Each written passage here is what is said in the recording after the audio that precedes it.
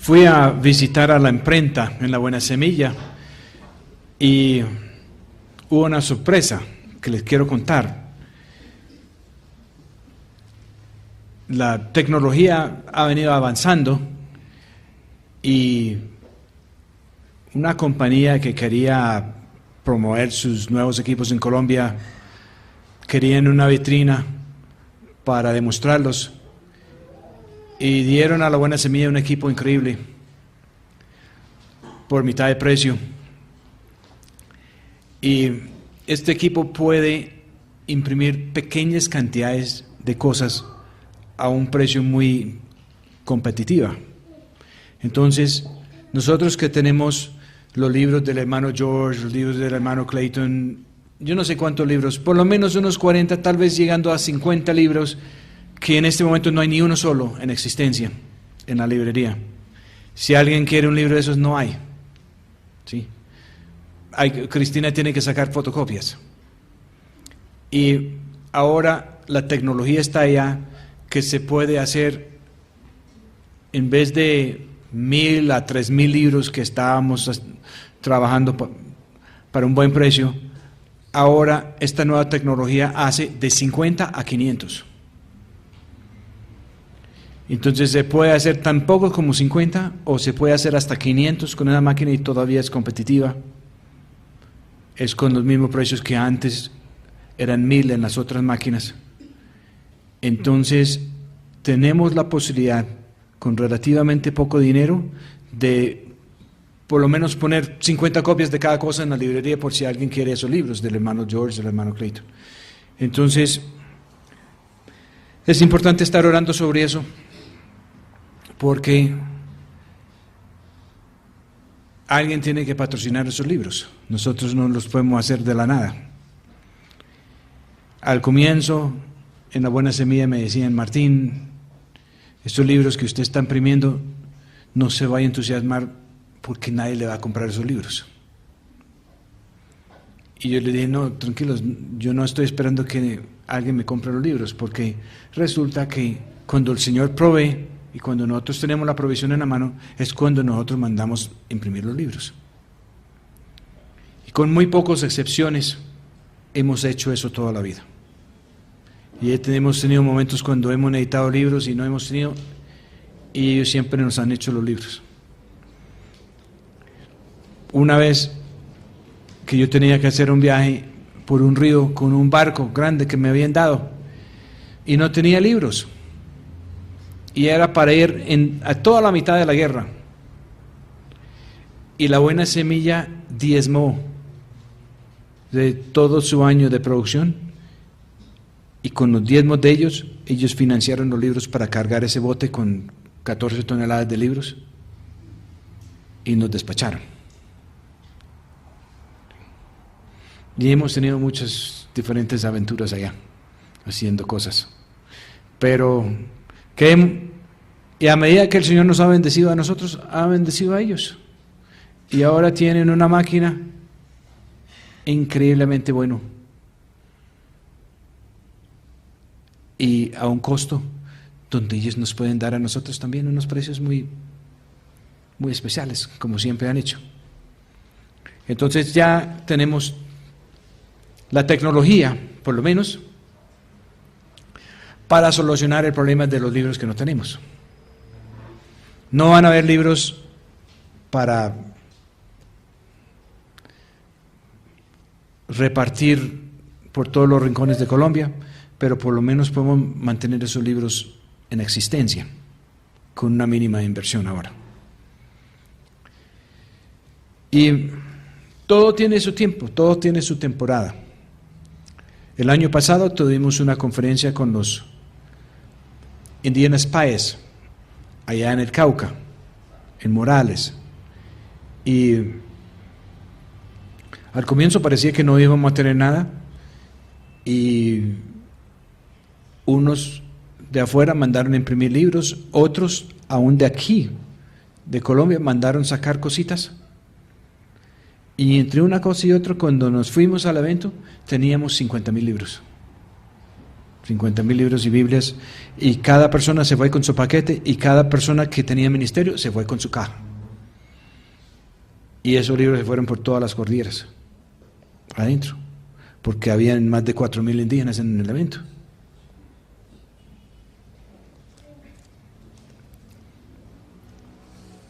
Y siguen sucediendo cosas.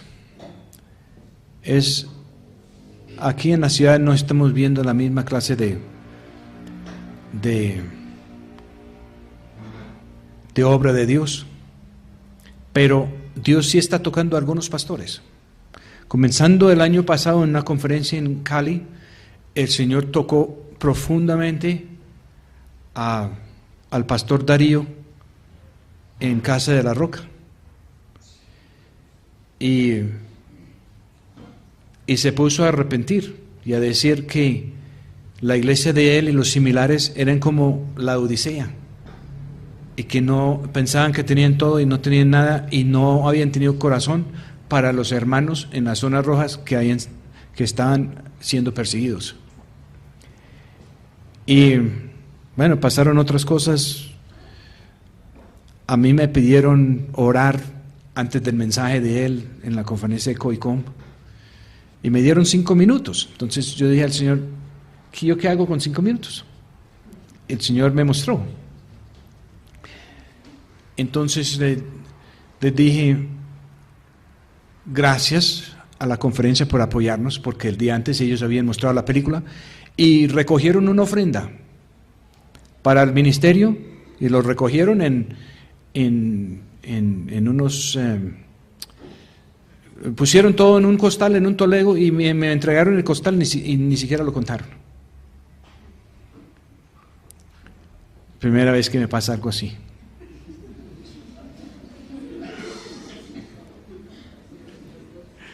Y entonces al otro día me pusieron que orar por 5 minutos antes de que Darío iba a predicar. Y lo que me vino fue cuando el Señor Jesús salió del templo y pasó por una higuera, y como no hubo higos, lo maldijo. Y volvieron el otro día y Pedro estaba asombrado diciendo que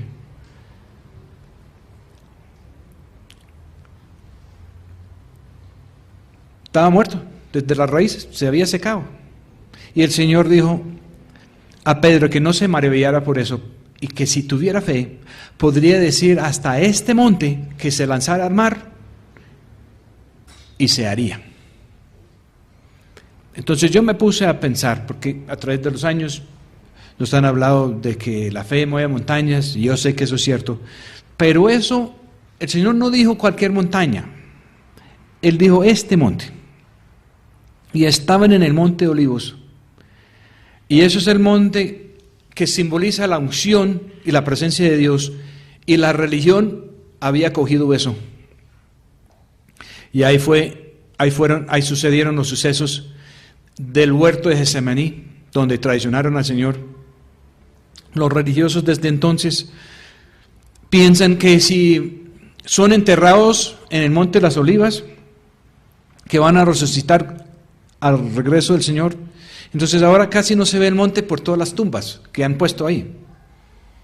Y ha sido un fortín de la religión que da miedo. Entonces yo les dije esa noche en Cali, esa tarde en Cali, que la iglesia tiene 2 enemigos, los de fuera y los de adentro. Tienen los que están abiertamente haciendo la persecución en ciertas zonas, en Colombia y en el mundo. Y se han muerto muchos pastores en Colombia y muchos cristianos. Y hay muchos desplazados que son cristianos, que creen en Dios en Colombia. Pero a mí me parece que los peores enemigos que tenemos son por dentro, son los religiosos que están por dentro. Entonces les dije a la conferencia, porque ellos trajeron 2,500 pastores de las ciudades y becaron a 2,000 pastores de zona roja, y los tenían todos ahí. Entonces yo les dije que los peores enemigos que tenemos son los de adentro, los que tienen el mismo espíritu religioso de los fariseos. Y el Señor dijo que podemos decir a este monte que se eche al mar. Entonces les dije en esa conferencia que si estaban de acuerdo, que se pusieron de pie y que me apoyaran. Y los pastores que venían de Zona Roja se pusieron de pie y los otros pastores les tocó ponerse de pie también. Y dije en el nombre de Jesús que a ese monte que se lanzara al mar y me senté. Y Dios comenzó algo. Y le cuento que vale la pena seguir orando por el pastor Darío y por su obra, porque él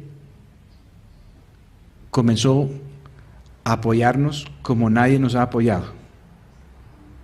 Y hasta el día de hoy le ha costado casi la mitad de los miembros de su iglesia. Y eso que no hemos soltado todavía los libros por allá.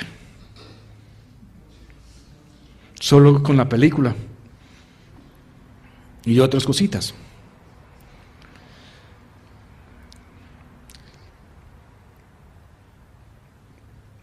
Y pueden haber más pastores. Después del arresto, hay un pastor aquí de Asamblea de Dios que tiene una emisora en AM, y estuve sorprendido cuando dedicaron un día completo a poner mensajes míos y a hablar de la vida mía y a poner todo el mundo a orar por mí y a escuchar mensajes míos. Lo hicieron un día completo en la emisora, me parece, de Eduardo Cañas. Sí. Entonces,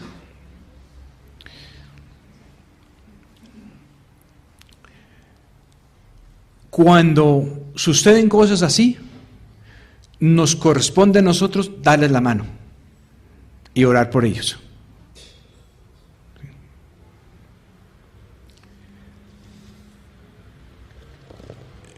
Y no puedo entrar en más detalles, pero el Señor está tocando a las personas que menos pensábamos, hasta en el alto gobierno, en el Senado, en la Fiscalía, en muchísimas partes. Y Colombia va a tener una oportunidad. Le digo todo esto porque el Salmo 73 es interesante. El número 73 es un número cardinal. El del mensaje pasado, 72, eso es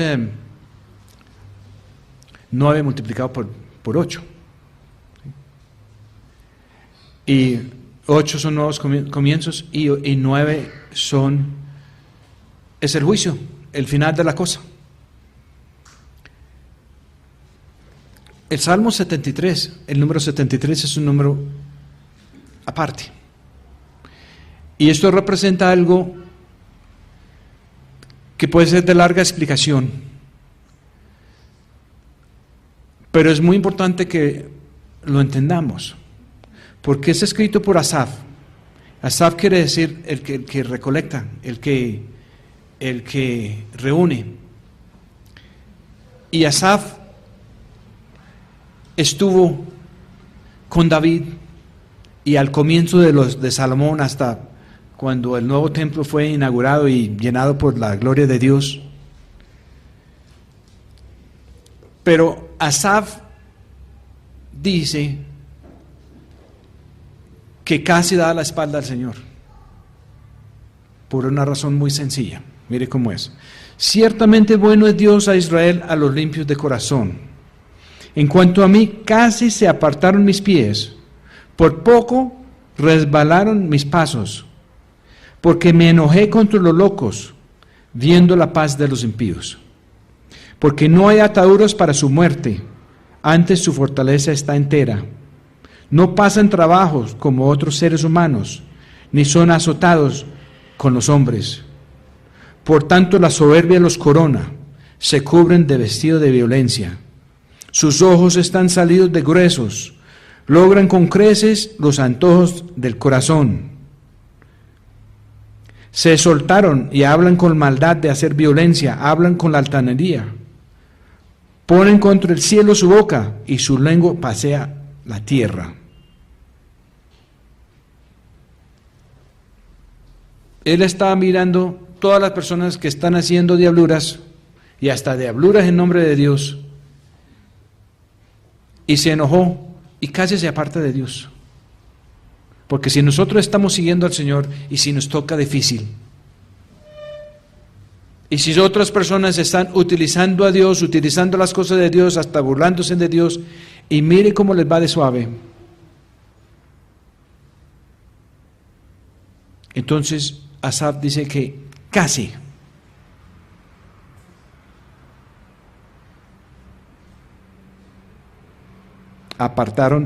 se apartaron mis pies, por poco resbalaron mis pasos.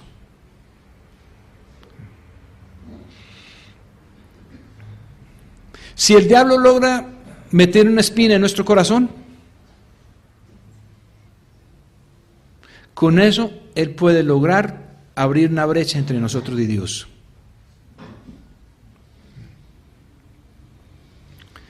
Y nosotros no somos los jueces.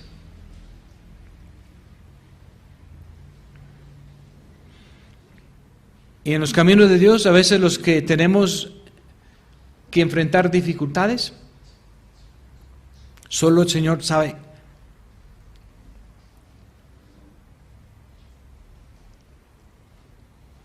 en qué nos va a ocupar en el futuro.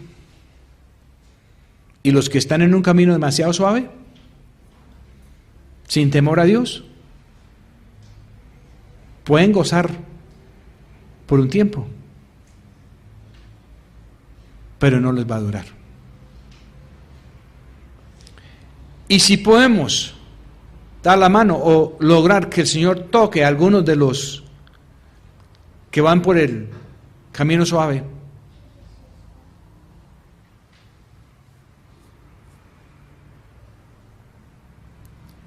todo es ganancia.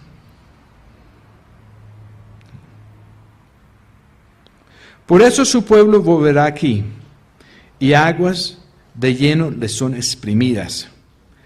Y dirán, ¿cómo sabe Dios? ¿Y hay conocimiento en lo más alto?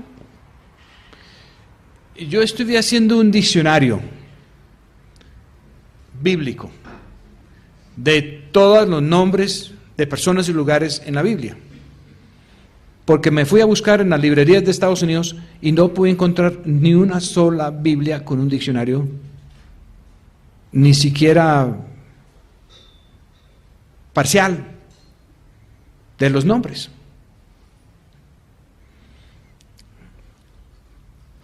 Y en las Biblias antiguas que tengo, casi siempre hay un diccionario, aunque sea parcial. Y el valor que ponen los antiguos es diferente que los modernos.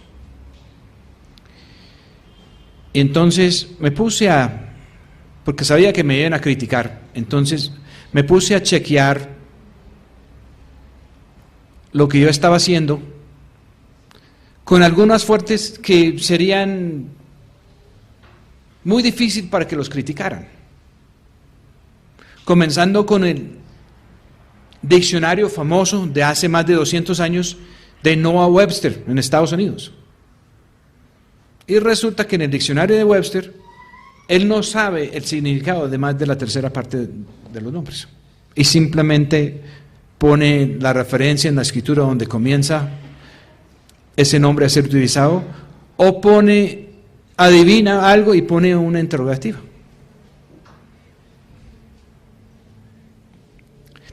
Y la mayoría de los pastores evangélicos, ellos creen mucho en el diccionario del doctor Strong. Y Strong es un erudito muy brillante, y él inventó un sistema de números y asignó un número a cada palabra en griego y cada palabra en hebreo. Pero sus valores para los nombres están encontrados aún con el diccionario Webster. Solamente coincide en el 50%. Y en un 25% están encontrados o invertidos. Y me puse a ampliar un poquito más la búsqueda y descubrí que el doctor Strong, aunque es el santo inmaculado de los pastores evangélicos, parece que ni siquiera cree en Dios. No cree en Dios, no cree en el diablo, no cree en los ángeles. Dicen que los ángeles son seres míticos imaginarios.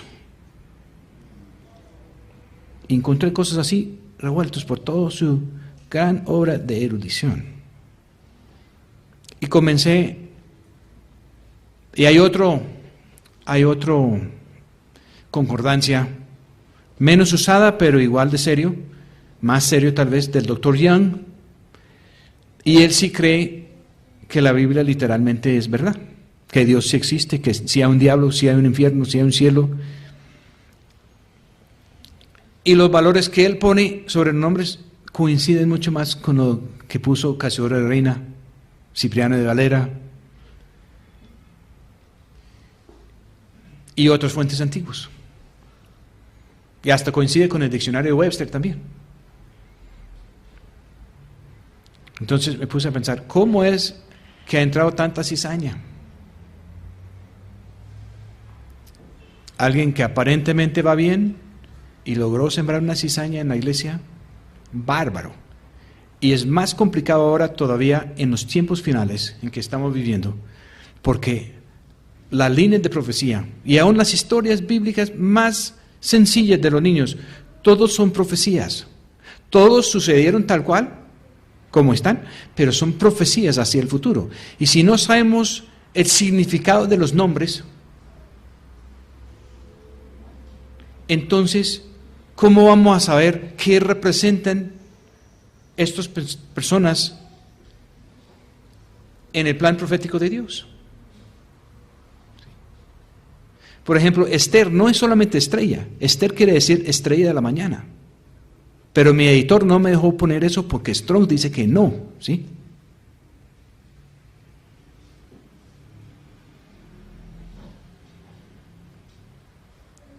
Pero afortunadamente hay otras fuentes que dicen que sí. Y ahora hice mi propio diccionario y lo vamos a publicar en la próxima edición de la Biblia en inglés y no vamos a tener más problemas. El sentido común. Benjamin Franklin dijo que el sentido común no es tan común. En sentido común, les hago esta pregunta. En estos nombres que a veces se usan una sola vez en la escritura, y alguien escoge un nombre para su hija, ¿sí? Y usted mira donde el doctor Strong y él dice, no, ese nombre quiere decir violada. Y usted mira el doctor Rion y dice, bendición de Dios. Si usted, un padre temeroso de Dios y está nombrando a su hija, ¿cuál nombre hubiera puesto a su hija? Usa su sentido común. ¿Sí? Y los pastores ni siquiera están usando su sentido común, están tragando entero toda esta mentira que los han puesto.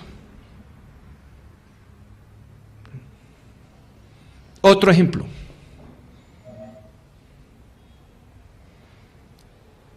Si usted es un judío poderoso, usted va a nombrar a su hijo el poder omnipotente de Dios, o usted va a poner el que es amparado por el poder omnipotente de Dios. Ellos tenían muchísimo cuidado de no blasfemar. ¿Sí? Y la cantidad de errores así, que una persona con simple sentido común y movido por el Espíritu Santo podía fácilmente discernir que la mayoría de esas definiciones no son, y es cizaña del diablo tratando de meterle tierra a la cosa para que el pueblo de Dios no puede descifrar las parábolas por toda la Escritura. Las parábolas del Señor Jesús seguramente eran casos reales. Seguramente Él no estaba inventando el hijo pródigo. Él estaba contando la realidad de una familia, y eso tiene connotaciones grandísimas y gravísimas para todos nosotros. Y el hecho que tiene aplicación espiritual es porque literalmente es la verdad. Entonces, cuando tenemos el arca de Noé, cuando tenemos Daniel en la fosa de los leones, cuando tenemos José en Egipto, cuando tenemos todas estas historias que hemos enseñado a los hijos, no es simplemente una historia linda de algo interesante que pasó, sino que estas son escritos para nuestra edificación, porque el fin del mundo está sobre nosotros.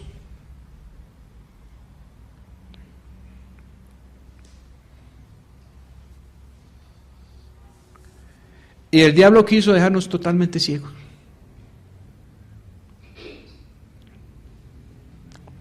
Entonces, sacar las cosas y ponernos nuevamente en claridad, sacar toda esta confusión que aparenta y enfocarla a manera de Dios, eso es, hermanos, el número 73.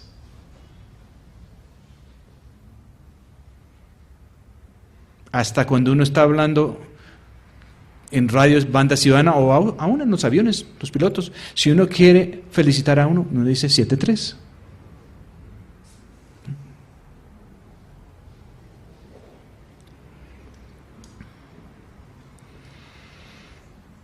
He aquí estos impíos, sin ser turbados del mundo, alcanzaron riquezas. Verdaderamente en vano he limpiado mi corazón y lavado mis manos en limpieza. Y he sido azotado todo el día y castigado por las mañanas. Si dijera yo, hablaré como ellos, y aquí habría negado la generación de tus hijos. Ahora está comenzando a entrar en razón. Cuando a mí me querían llevar a hacer cosas grandes, con los que estaban andando suave, con las cosas de Dios, lo que me entró a reaccionar, lo que me hizo reflexionar hace años fue: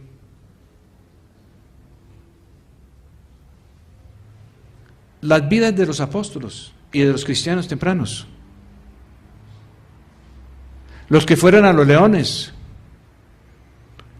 Y la iglesia primitiva tenía una discusión sobre si alguien que hubiera sido torturado y hubiera negado al Señor, entonces lo soltaron porque negó al Señor en medio de la tortura, si esa persona podía ser restaurada o no, si esa persona tenía arrepentimiento o no.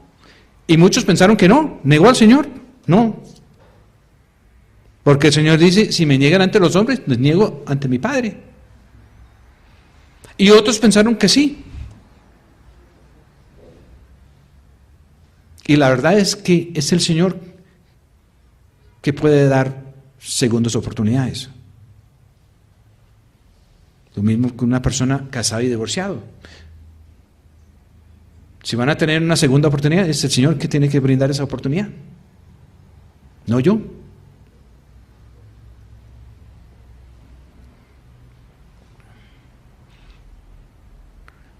Pero hoy en día las preguntas en la iglesia son de diferente índole. Los temas han cambiado.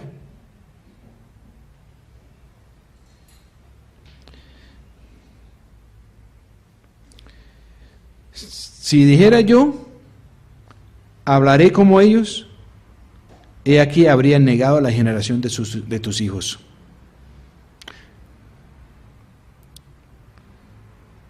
La iglesia romana acabó con 10 veces más vidas, 10 veces más mártires que los romanos paganos. Y los protestantes no están limpios de todo tampoco.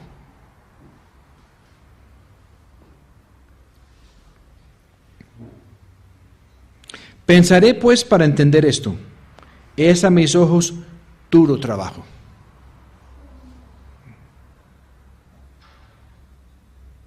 Hasta que venga al santuario de Dios, entonces entenderé la postrimería de ellos. ¿Cuál es el santuario de Dios? Es la presencia de Dios. El santuario es la presencia. Ahora, a cualquier capilla, a cualquier edificio le dicen santuario. Pero en tiempos pasados decían santuario era el lugar santísimo. Y no había acceso, sino al sumo sacerdote una vez al año. Y nosotros tenemos acceso a la presencia de Dios Padre, pero nuestro acceso a Dios Padre es en el Señor Jesucristo. en la vida de Él, escondido en Él. En nuestra propia vida no tenemos acceso. Y es solamente cuando tenemos la experiencia de ingresar a la presencia de Dios Padre que vamos a entender muchas cosas.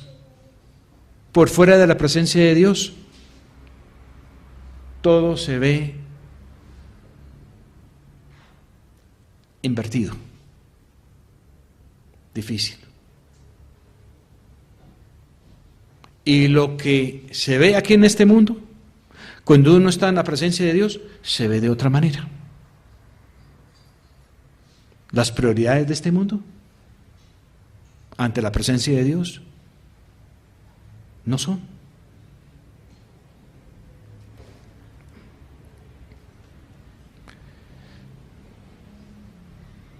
Ciertamente los has puesto en deslizaderos, en asolamientos los harás caer. Eso es lo que él está viendo desde el santuario. ¿Cómo han sido asolados? ¿Cuán en un punto se acabaron, fenecieron con turbaciones?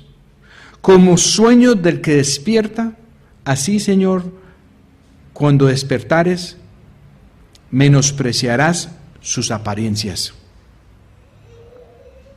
Se desazonó a la verdad mi corazón, y en mis reuniones sentía punzadas, mas yo era ignorante y no entendía.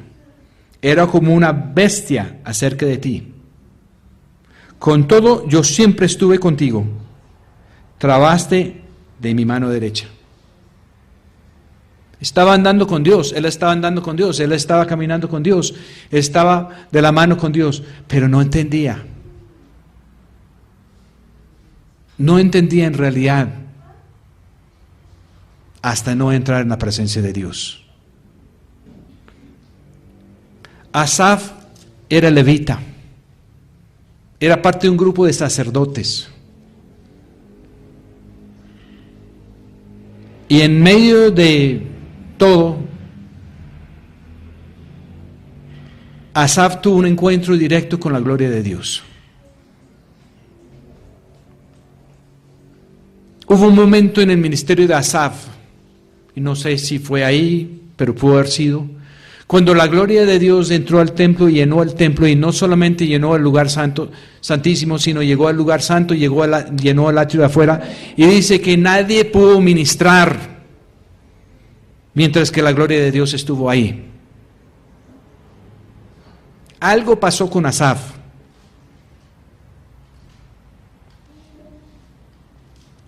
Y aunque él caminaba con Dios, aunque él andaba con Dios, él no entendía la mayoría de las cosas. Él no entendía hasta que quedó metido en una situación donde el poder de Dios casi lo mata, donde él no podía hacer nada, donde él pudo ver las cosas un poquitico desde perspectiva de Dios. Él dice que cuando sucedió eso, que era como si antes él hubiera sido una bestia, un animal sin razón. Y es así de grande la diferencia, hermanos. Y aún en el mejor de los casos, Pablo dice que ahora vemos como por medio de un vidrio en oscuridad.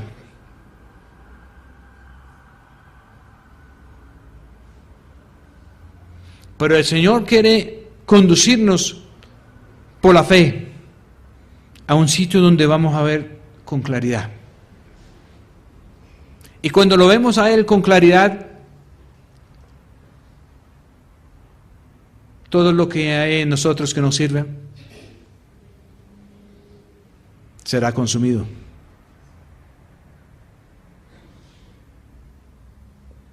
Y la palabra dice que seremos entonces transformados de gloria en gloria por la misma presencia del Señor. Muchas personas en la iglesia dicen conocer a Jesucristo.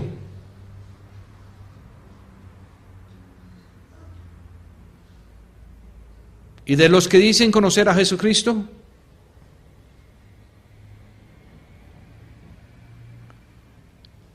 el Señor Jesucristo dice que Él no conoce a algunos de ellos. Porque algunos van a decir en ese día, Señor, Señor, hicimos esto y lo otro, y Él va a decir, apartados de mí, nunca los conocí. Pero los que conocen al Señor Jesucristo, y los que sí son conocidos por el Señor Jesucristo, el deseo de Él, claramente expresado en el Evangelio, es que conozcamos a su Padre.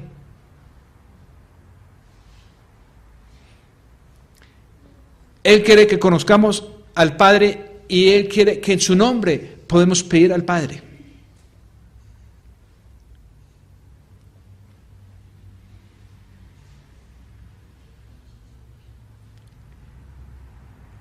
Y los que no están viendo nada piensan que pueden pedir lo que quieren al Padre y decir al final, en el nombre de Cristo.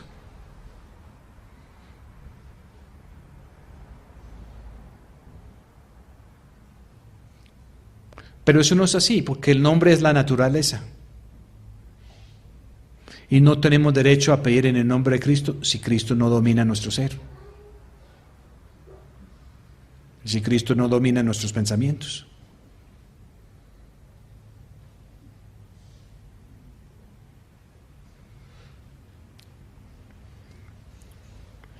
Me has guiado según tu consejo, y después me recibirás con gloria. ¿A quién tengo yo en los cielos sino a ti? Y fuera de ti nada deseo en la tierra. Asaf llegó a tener un encuentro directo con Dios Padre y sobrevivió y quedó marcado. Son los que tienen el nombre del Padre marcado en la frente, que no serán afectados por ninguno de los juicios del libro del Apocalipsis.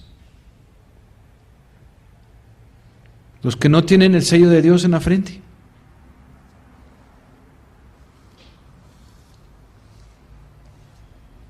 No están protegidos.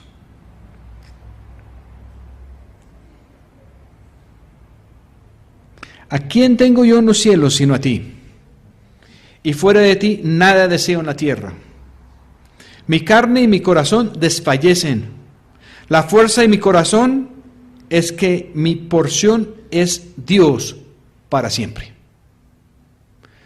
Todos los que han tenido un encuentro con la gloria de Dios en la Escritura quedaron marcados.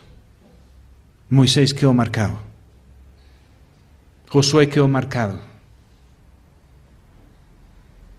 Elías y Eliseo quedaron marcados. Ezequiel, marcado. Isaías, marcado. Juan, el escritor del Apocalipsis, marcado.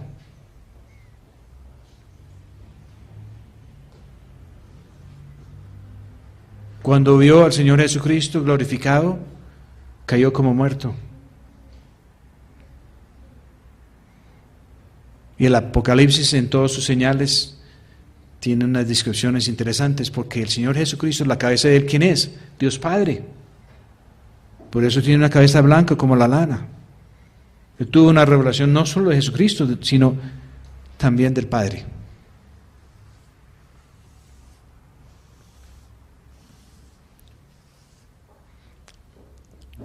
Nosotros podemos llegar al Señor Jesucristo en el estado en que nos encontramos. Pero un encuentro con Dios Padre cuando la persona no está limpio es cosa bastante seria.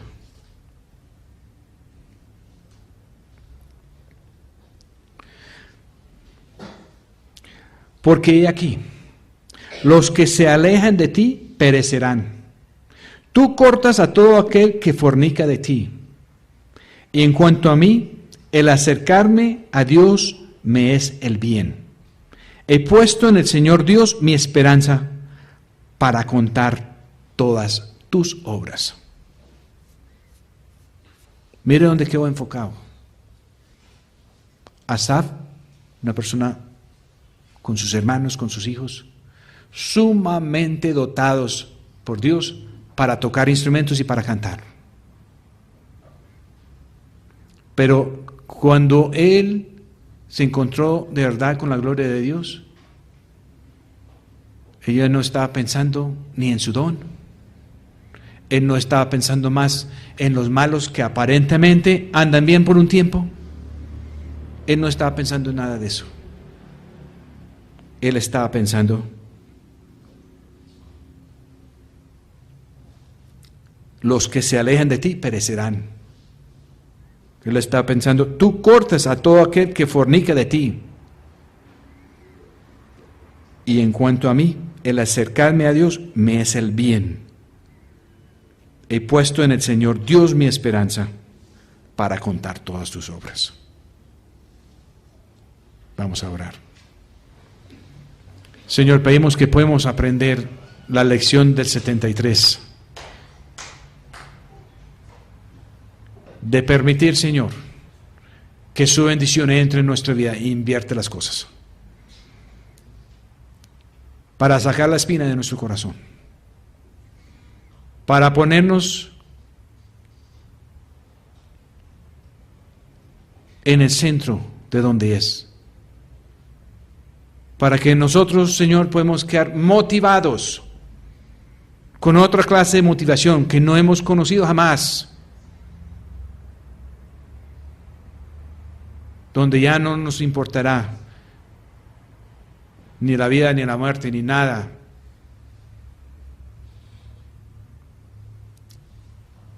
Sino seguir en su presencia para hacer su voluntad.